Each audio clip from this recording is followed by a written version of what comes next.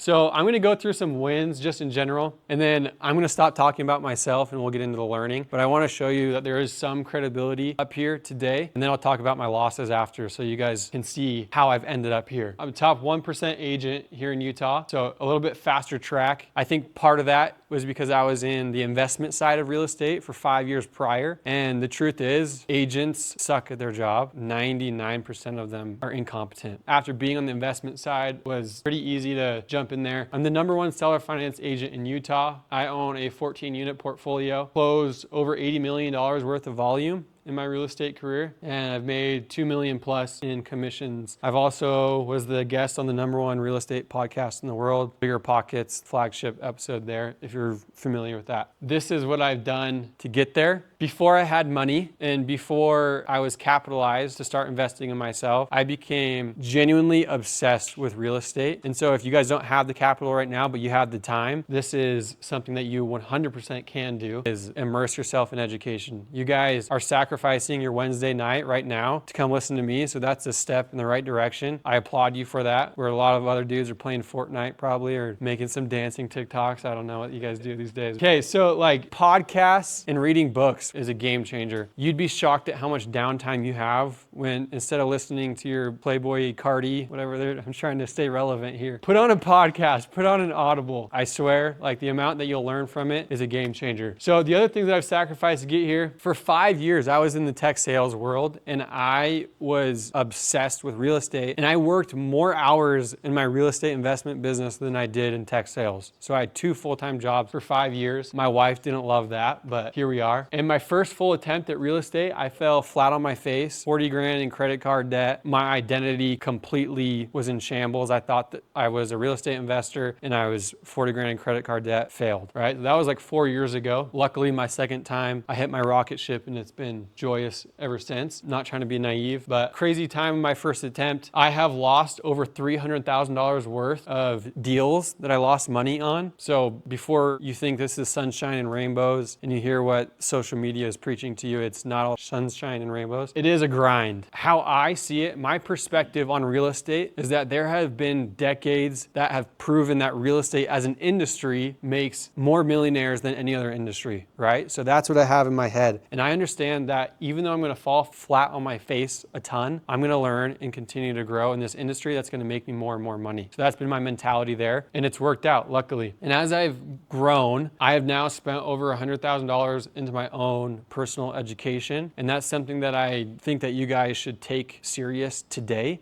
Even if you think you don't have a lot of money, I think that you should view this as a percentage of what you make. At the beginning, it was $2,000 a year that I was investing in my own personal education, and now it's 30, 40 grand a year, right? So whatever it is, make that a priority to invest in your own education. I know Parker's a big fan of that too. He's on a lot of masterminds as well. So let's dive into it. Just zooming out, my real estate career in general. At the very beginning, like I said, I was on the investment side. More specifically, I didn't have capital, so I was finding deals that made sense for other investors. This is what we call wholesaling. I am finding the deal that makes sense. I'm getting it under contract, and that piece of paper, that contract says, I'm going to buy this house for $200,000. In that contract, I have the right to assign that piece of paper. And so if I assign that piece of paper for $225,000, I make 25 grand on that, and that's my fee. So that's what I did for 5 years until eventually I was making more money doing that than my full-time gig. So I was like, I'm going to throw everything that I can at this. And my marketing spend was way too big. And that's where I over leveraged and I failed, right? My first attempt. Number 2 is once I had enough capital, I bought my first rental property. And then number 3, in 2022, rates literally doubled. My whole business was buying long-term rentals, things that made sense, that cash flow long-term, that I could set aside and just set it and forget it. I'm not an Airbnb guy. I'm not a rent by room guy. I'm the boring, set it aside and rent it long term. So that was my whole play. And now that interest rates doubled, I'm like, I can't do that anymore. I'm going to lose $1,000 a month. And that's when I discovered seller financing, which we'll dive into a lot more of what that is, why I do it, and why it's very applicable to where you guys are in your scenarios now. Now I'm at 14 units and growing. 14 units, that's not like a big number, but what I will say is is my equity position. When I say equity, that means how much net worth is attached to it. My loan on the property is $400,000 and it's worth $500,000. My equity of that is $100,000. And so that's the joy of real estate when you're young, is that net worth portion grows crazy. And we'll dive into that more as well. Power of real estate investing. The 4 wealth builders of real estate. There are tons of benefits to real estate, but I'm going to focus on my 4 favorite ones and the 4 biggest ones. Number 1, cash flow. What cash flow means is how much income I'm generating from a single property minus all the expenses. If you remember one thing about today, remember this: cash flow does not mean your rents minus whatever your mortgage is. You're going to lose money on your rentals if that's how you calculate it. You need to add up your insurance, your property tax, your estimated fixes that you're going to have every month, and then saving for your big fixes like roof, water heater, furnace. You want to save little bits every month for that as well. That's what we call capital expenditures. Don't let this overwhelm you. When you get there, it'll be a lot easier, especially with ChatGPT. What expenses do I need to look at when I'm buying a rental property? Just make sure your property management, vacancy, go through all of them. Anyways, so all income from your property minus all expenses is your cash flow. Appreciation. This is the part that I think is underutilized and not talked about enough in comparison to cash flow. Appreciation is where the majority of wealth is created in real estate. Cash flow is nice, and with time, it's going to get better and better. And it's one of my favorite parts about cash flow. But too many people see cash flow and they see short-term lens. They say, I want cash flow today, so I'm going to buy some funky house because the numbers make a lot more sense. There are too many people that get so sucked into cash flow that they forget my favorite part about real estate, which is appreciation. Now raise your hand if you're from Utah.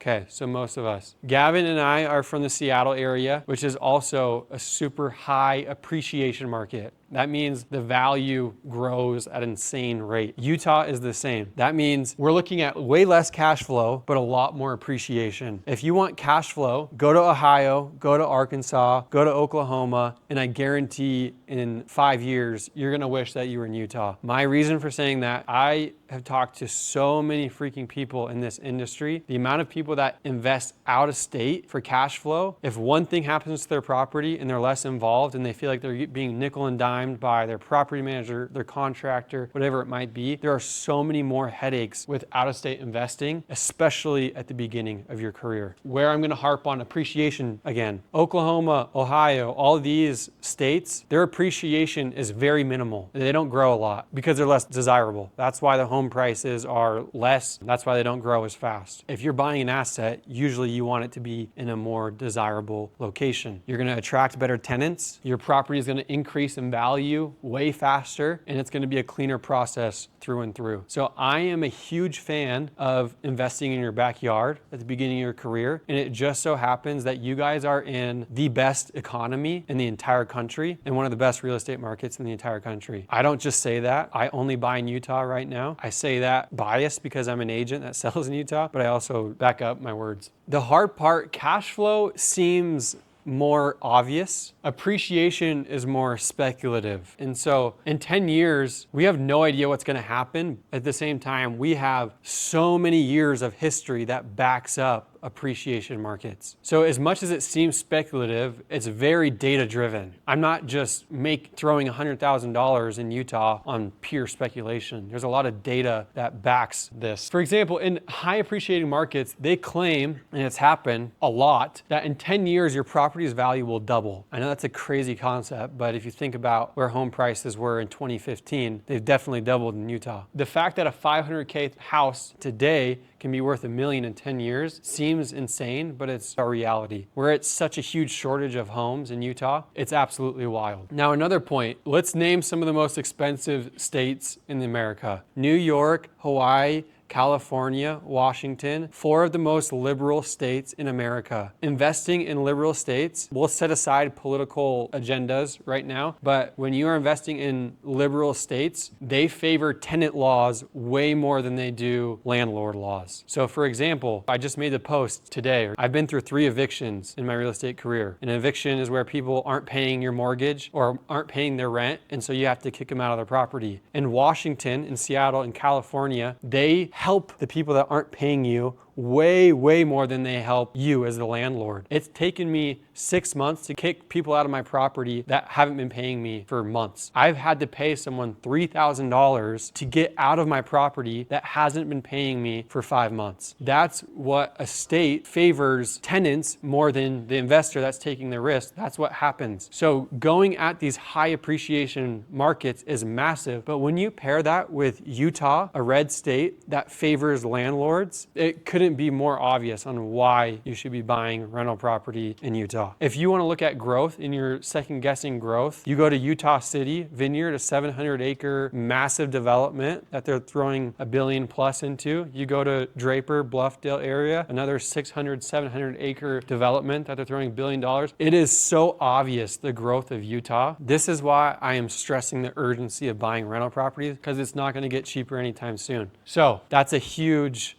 tangent on appreciation, but I think it's important. The next part, tax benefits. This one fires me up. Yeah, Dan could talk about this. Dan's a CPA, tax strategist. Real estate, for whatever reason, whether it was the Constitution, George Washington, I don't freaking know, but they love people in the real estate industry. I don't know why, but they love us. I'm going to talk very briefly about a tax law, and Dan, correct me if I'm speaking wrong here. The IRS has an identification called real estate professional status. You do not have to be a licensed realtor. You don't have to have a license of any sort to get real estate professional status. What you have to do is you have to qualify, meet certain requirements, which is 750 hours in the real estate industry, which could be managing property, looking for deals, XXX, and then it has to be 50% more of the hours that you're putting into whatever businesses you're in. The cool part is if you're married, filed jointly, your wife can also get real estate professional status. What real estate professional status does is it transitions real estate as passive income in the IRS's eyes into active income, which means you can offset a lot more taxes against your active income. That might seem overwhelming to you guys, but I'm going to give you a quick example of that. And a lot of my clients are not real estate agents, but they still qualify for real estate professional status. But once you hit that classification, this is what it can do. I bought a property for $700,000. It's a triplex in Mill Creek, South Salt Lake border, and I'm going to dive more into that deal in a second. It's a seller finance deal, and I essentially did what we call a cost segregation study, and I am accelerating a lot of that depreciation. I know a lot of these words can seem like mumbo jumbo, but all I'm doing is I'm buying a property and I'm using that property to offset my active income. I'm going to keep it very high level for you. And so I took $100,000 from buying that property and wiped out $100K of my active income that I make in my job that I don't have to pay taxes on, which is wild. So if you made $100,000 in a summer and you went and bought a property, you can wipe out all, if not a big chunk of the taxes that you have to pay. And this is not sketchy. This is in the IRS tax code. They want you to follow the rules, and that is a rule that you can follow. The cool thing, it's a paper loss. Even though your property and your assets going up in value, the IRS lets you say that your property is going down in value, and you can speed that up, and it's literally just math and numbers on a piece of paper. Your property is going up, but you're saying that you're losing a bunch of money on depreciation on that home, and that paper loss is going to offset your active income. So it's so beautiful. And you don't have to pretend like you're losing money on a cost seg. You are hiring a company that performs a study on your property. I like to share with these guys is like a lot of them get paid in 2 days that sold last year. When you go to your accountant this year, you'll be able to write things off. This is like a write-off on steroids. It's like way more powerful than even a write-off. And they kind of like move the needle a little bit. You pay less in taxes because you go write things off that are tied to your business. Appreciation, what he's talking about, is like that times a zillion. And I have that same status. I was able to achieve that real estate professional status, and it's changed my life. I pay very little in taxes because of that status as a real estate investor. So on a $500,000 property, if you buy it as a primary and you house hack, and I don't know if you're going to get into house hacking, but you can buy a $500,000 property for $15,000 down payment, okay? Now that $500,000 property, you're gonna take a paper loss on it of about $150,000 on it. So you only have to put $15K of your own money into it, but you're getting a 10x return as paper losses on your taxes. And that's why it's on steroids. Because for write-offs that you get, you actually have to spend the dollar to get a dollar write-off, and then you're saving 30 cents on that dollar tax bracket. But whereas with this, you're spending $1 and you're getting $10 back just on saving from your taxes. One last note. It's very popular in the door-to-door scene to buy expensive trucks as a write-off. You are not getting a free truck, let's call it that. You are buying a truck that is discounted. You're not really actually saving a lot of money. In fact, you're spending more than you're saving. Whereas a cost seg, buying real estate, actually can save you a lot of money, and it's giving you an active income producing asset, an asset that will grow, versus a Raptor depreciates in value. So tax benefits, we dove into that. Now leverage. Let's say I have $100,000. If I put that in the stock market, my $100,000 is working for $100,000, right? If I get an 8% return on that, that is amazing, but it's working only on $100,000. If I buy a property, but if I buy a $500,000 property and put 100K down or 50K down, and that asset moves at a 5% appreciation, which is only one part about real estate, it's gonna work a lot harder than 100K at 8%. Does that make sense? Because you're borrowing money, which is good debt, not bad debt. Whatever Dave Ramsey or your parents say, it's good debt. That's the point of leverage. We'll go through this real quick. Investing while you're young. Raise your hand if you know Warren Buffett. If you don't, please go research Warren Buffett, guys. He's the best investor the world's ever seen. It's insane what this guy's done. Warren Buffett says the 8th wonder of the world is compound interest. Compound interest, go look it up on ChatGPT. I love that I can just do that. I don't want to explain it in depth, but it's when your money, now I'm explaining it. If you get 10%, let's say $100,000, you get 10%, now you're at $110,000. The next year, you're not getting 10% on $100,000, you're getting 10% on $110,000. And as that grows and grows, it's massive what it can do. Here's a prime example. If you start buying a rental a year for 10 years at age 25, the retirement value in equity you have in that property is $3.2 million. These are estimates, and $10,000 a month in cash flow. If you say, hey, I'm gonna wait till I'm a little bit more stable, I'm gonna wait till I find my hot wife, and you wait till you're 35, buying one rental a year for 10 years, starting at age 35, the retirement value is $1.1 million and only $3,500 a month in cash flow. Keep in mind, you're buying the same amount of rentals. With this example, you have $2 million more in equity and $6,500 a month more in rental income because rents go up and you're paying off the principal too. It's absolutely wild, guys. Investing while you're young can absolutely change your future. I've been at it for 7-8 years, and just seeing what it's done in 7-8 years is insane. The base hit deals that I bought 7 or 8 years ago are great deals right now, just because time. If that doesn't scream invest sooner than later, I don't know what does. And I understand you guys are gonna have to absolutely grind to be able to buy rental properties, but that's what I'm trying to get you to do, is to kick into that next gear to be able to buy rental properties sooner. So house hack, you can do this multiple ways. You can do it renting out rooms. You can do it with an ADU where you rent out the basement and live in the top unit. You could even buy a fourplex. Now this is like house hacking on steroids, buying a fourplex, renting out 3 of the units and living in one. Tons of great strategies. The cool part about when you buy a fourplex, yeah, your payment's gonna be more and it's not gonna be $600 out of pocket, it's gonna be a lot more than that. But if you are growing at a 3% super conservative appreciation rate in Utah, last 10 years it's been 8%. I think it was like 12 the last 8 years, but the last 20 years it's been 8% average. Even if you're at a 3% on a fourplex, that's average purchase price around $1 million, maybe 900. That's 30 grand a year that you're adding in equity. Insane what you can do in house hacking. New construction. New construction 10 years ago was seen as a huge premium. You're buying a brand new product, therefore it's a lot more expensive. It is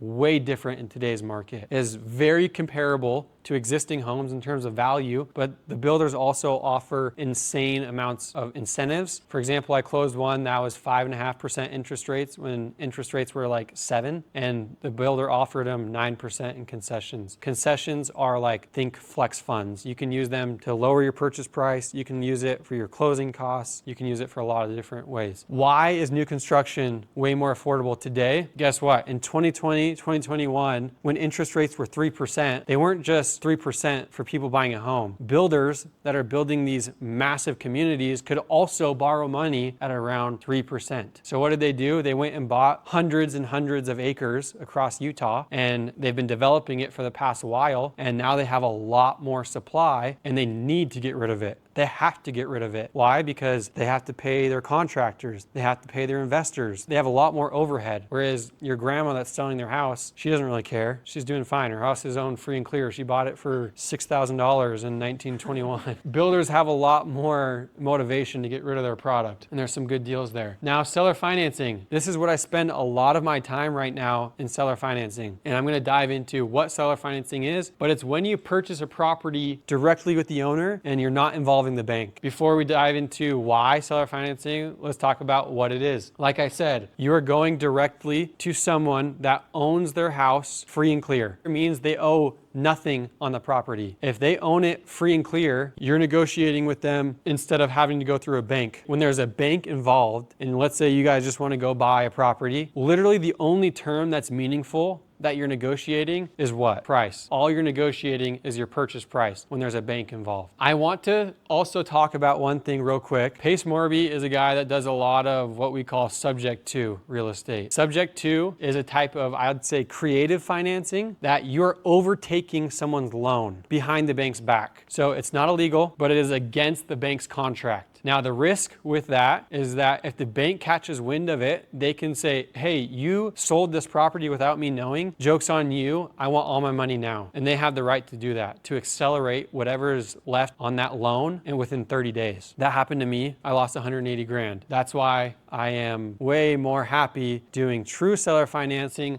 when there's no bank involved, because I don't like banks. So when you see people advertising seller financing, a lot of them intertwine sub to that it's seller financing. So if you hear, oh, here's a really good deal, that's seller financing, your first question should be, is this property free and clear? Do they owe anything on it? Or is there a bank behind the scenes somewhere that could come up in the future? If there is a bank involved, I still do those deals. It's just a much different approach because the risks are different. So my approach is different, right? So that's my quick lesson there. True seller financing is much different than subject to is when there's a loan involved. What's your strategy to figuring out if properties are owned free and clear? Like a lot of times I'll go onto like county records and I can look when they purchased it, but you can also tell like a lot of times on the county records they'll have the bank signature. Exactly. Is that kind of how you do it? You can do that. It's not always perfectly accurate. If it's a listing agent, then I go off of their word and don't end there or else you're screwing yourself.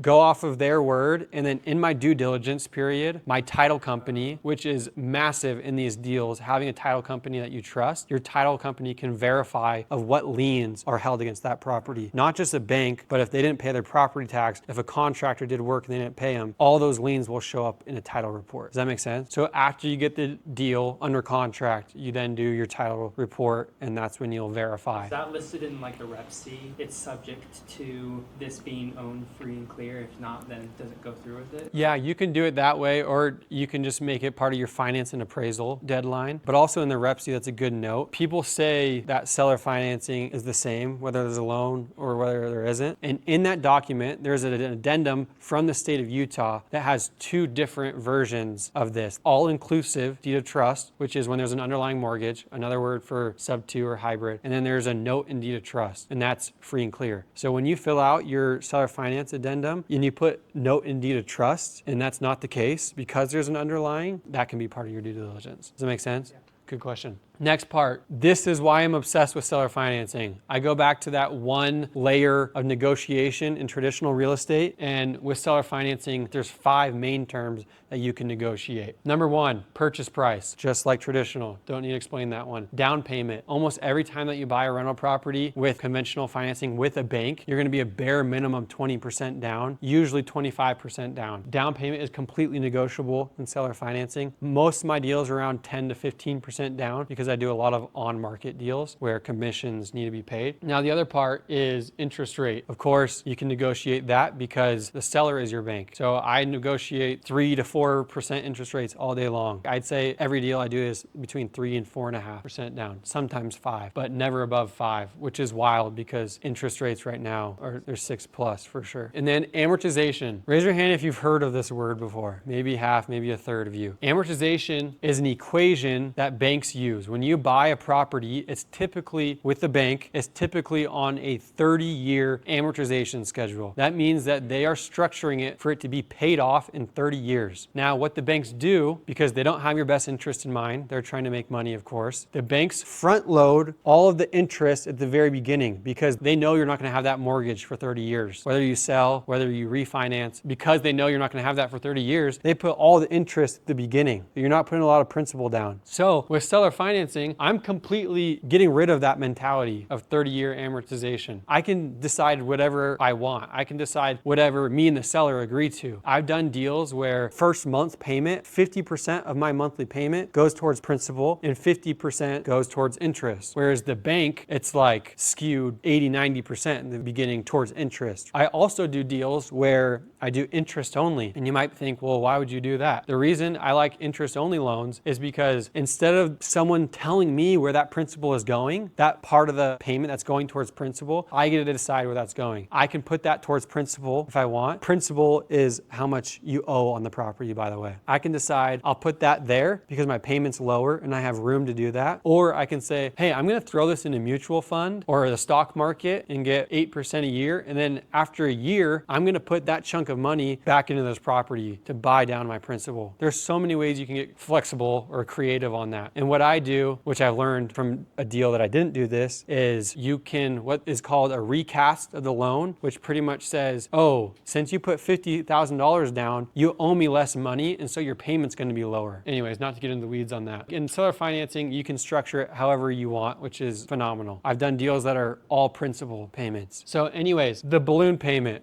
The balloon payment is when that note or the IOU or what you owe to the seller is due. Typically, it's between 5 and 10 years that you have to pay back the seller. And that's probably the biggest caveat with seller financing deals is making sure you are prepared on your exit strategy for your balloon payment. The longer the balloon, the more you can get flexible there, right? It's not as scary as it seems because most people refinance within 5 years anyway. So whether it's a refinance, whether you sell the property or whether you pay them out cash, which no one does, you have to get them paid out somehow. And usually my lens is through a refinance. And so what that means is you're just getting a new loan from the bank and the bank's paying the seller off. Now, after 5 years, that property is going to be worth a lot more and rents have gone up in the 5 years. So it's way easier to refinance. Why seller financing is popular for people like you guys? Number one, there's no banks involved. And so if it's hard for you to be bankable because you're writing off all your taxes, you don't have to worry about that with seller financing. You don't have to prove income. Sometimes you have to prove some things like your credit report, but usually it's pretty wild, wild west. You don't need to send a lot of documents to the banks. Number two, a lower down payment. This is a perfect transition into the significant tax benefits. When you buy a deal traditionally, when you go with the bank to buy a deal, like I said, it's 20 to 25% down. So let's use this example. You buy a $500,000 house, you put 20% down and your tax savings, you're going to write off 100K. Let's use that same example. If I put 10% down on an investment property, put 50K down on a property, my tax savings stays the same on a cost segregation. It has nothing to do with how much I put down on the property as a down payment. It has everything to do with the property's value. So instead of putting 100K down for 100K in tax benefit, I'm putting 50K down for 100K in tax benefit. I'm doubling my tax benefit with seller financing. Now, the other thing is win-win negotiations. The cool part with seller financing is I'm not the only one that's getting a win. Easier, when there's 5 levers to pull on a deal, it's much easier to find a win-win with the seller instead of just going back and forth on price. And the main reasons that sellers will do seller financing deals is one, they usually get their purchase price closer to any other offer because purchase price is probably one of the least important factors that I care about when it comes to interest rate balloon. I want it to be close to market value, but I care a lot more about my interest rate, balloon, etc. So we can craft a win-win way easier on a seller finance deal if they're open to it versus traditional. The other thing is the sellers have huge tax benefits when they sell their property via seller financing. The IRS views it as an installment sale and they get to spread out their capital gains. And if they spread it out into a tax bracket when they're retired, it can be amazing. A real deal example. This is the triplex that I was talking about. I bought it for $685,000. I put 12% down, 85 grand. The seller lends me their equity because keep in mind, if they don't owe a dime on it, they have $685,000 worth of equity. So I'm going to give them 85 grand of that. And then they're going to lend me the other $600,000. And what we negotiated is a 4.5% interest only loan. My monthly payment on that is $2,250 a month. What I'm collecting from rent right now is $4,580. So by a lot of people's definitions of cash flow, I'm cash flowing $2,300 a month, but obviously I know better than that. What I can actually withdraw on this deal is about $1,600. I'm actually withdrawing about $1,400 because I don't need to squeeze every dollar from it, but I'm not actually withdrawing it. What I'm doing is I'm putting that in a separate account and I'm letting that build up. So I have a huge reserve pile that's being built from that excess, but also what I'm doing, because I don't need this money, luckily my business is doing well that I don't need $1,600 a month in cash flow. I am paying that off on the principal just because I want to, because I want to make my balloon payment easier. I want to be able to refinance easier. I've only owned this property for 18 months. I'll put like $22,000 towards principal like as of today. And that's just because I want to make my refinance easier and the numbers are working great for me. That's on a 5-year balloon with an option to extend to 7 years. I also wrote off $100K of my active income on that deal too, just to sweeten it even better. Okay, so my last slide for you guys. A lot of times you can see me up here on stage and think, oh, I'm like so far away from that. I don't even know what I can learn from this, right? This is the exact roadmap. Real estate is not hard. It's actually very simple. It takes a lot of grit and effort. And that's the part that you guys, I want you to double down on. And that's step one, is maximizing your sales income. If you're in door to door, that's your active income. If I'm coaching someone in real estate, my first thing that I tell them is do whatever you can, invest in yourself so that your active income is growing. If you guys aren't making 100, 150 grand yet, which is completely fine, my advice to you is to invest in your own education for your active income, not for real estate investing. Invest into your own skills, whether it's sales training, whatever you guys do to invest in yourselves in the door-to-door space. Invest in yourself in that space, because when your active income grows, it's going to make it way easier to invest and buy deals. Let's say you made 100 grand in a summer. A lot of times, if you're buying Raptors, if you're buying Travis Scotts, if you're buying whatever it might be, you're not going to have a lot left over to invest. But if you are saving strategically and being intentional about where you want that money to go, a down payment on a house, that 100K summer can be your first property. Do whatever you can to get to 6 figures. I work with so many door-to-door clients. I promise it's possible, and the ceiling's much, much higher than that. I would like harp on you, do whatever you can to 1, build your active income, and then 2, save, 3, build your network, stay connected with people like me. I'd say I'm like one of the bigger deal finders in Utah when it comes to seller finance deals. Communicating with people like me, contractors, property managers, like starting to build your network, I'd say is step 3. And then 4 is buying your first deal. Super simple. It takes intention, it takes grit, but I know every one of you can do it. And then here's for the 3rd time to cap off. Your commissions can disappear into shoes, trips, and cars that depreciate, or they can buy assets that appreciate and pay you forever. Which future are you building?